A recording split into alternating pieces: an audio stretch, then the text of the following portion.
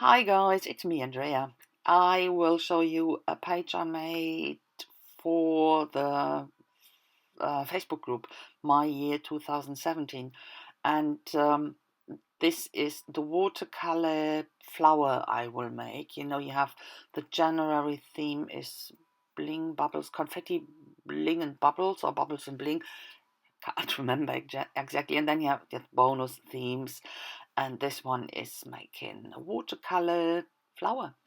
And for that reason, I use my brushes. So this background I made with some greens, oranges, and yellows, and still wet. I put violet and purple in. This is the violet, and on top of that, I put some purple in.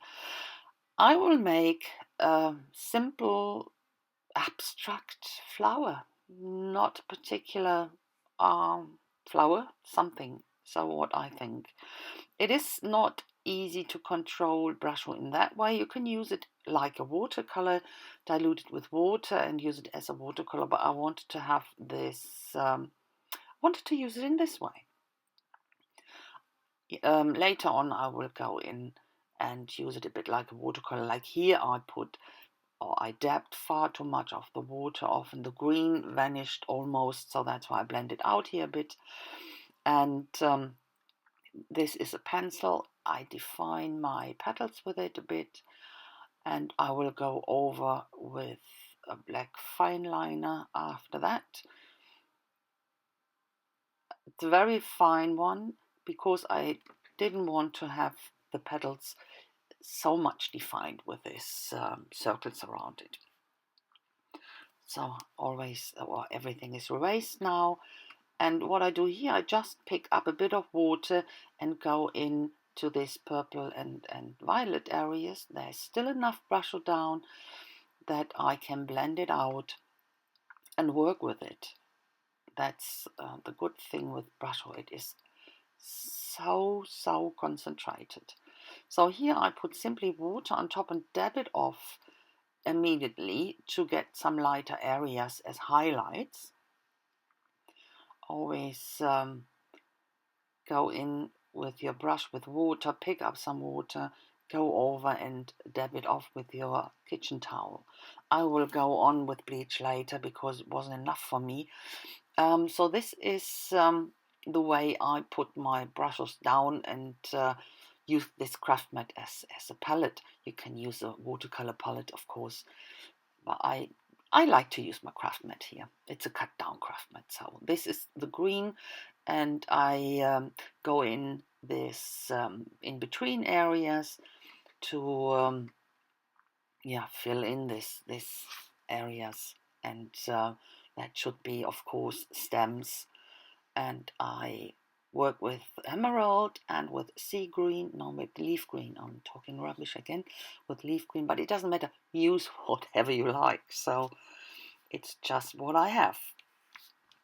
So and then I give my petals a bit depth here with a bit of shading with purple again, have it a bit darker on the bottom, and that's what I do the whole time. I go in forth and back, take a bit off, put a bit down again, and that's a nice thing. You can play with the brushes fantastically. That's what I love.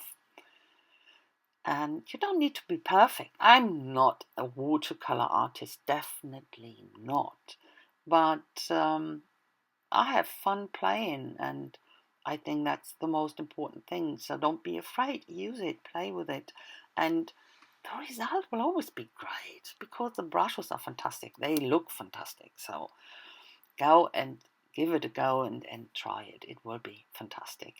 So, and a bit more purple, a bit darker. No, that's violet again, or that purple. Yeah, it doesn't matter really. I wanted to have it a bit darker again. Blend it out without the paint, a bit of a wet brush or damp brush. So this is the emerald again. I wanted to give my flower here a bit of a base. That's why I use the dark green. On the top it was a bit dark, so you can simply use the wet brush and blend it out that you get it a bit lighter.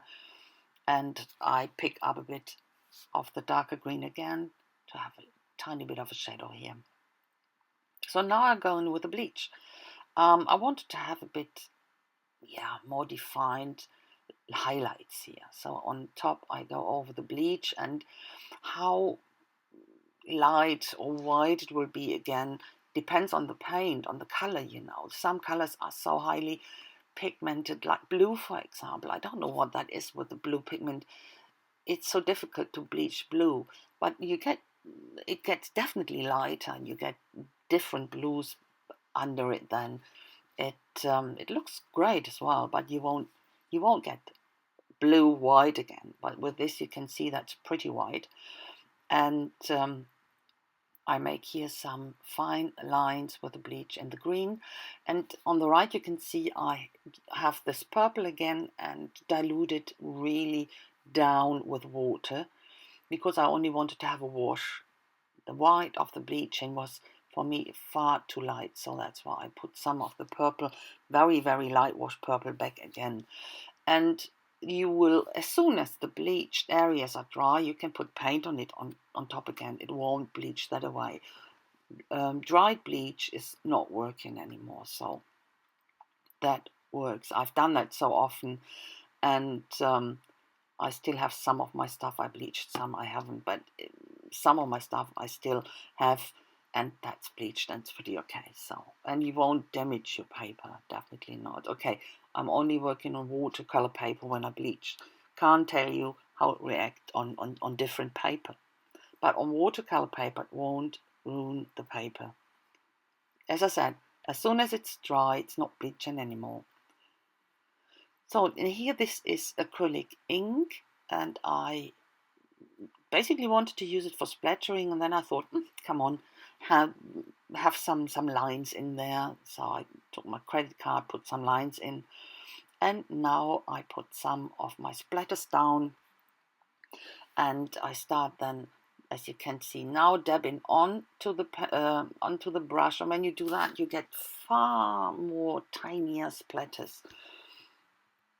So yeah, and I decided then only the horizontal lines weren't enough, so I went in again with my credit card, and this time I used acrylic paint, and it really doesn't matter what you use, everything works. So that's it. This is the close up already, and I had a lot of fun again playing with my brushes, and I hope you like it, and if so, please give me a thumbs up. And if you leave a comment, would be even nicer. I'm always happy to answer, and I'm always happy to read your comments. It is fairly interesting. So I thank you again for watching, and I hope I will see you soon with my next project. So have a fantastic time, guys. The pictures are coming up now. Bye bye.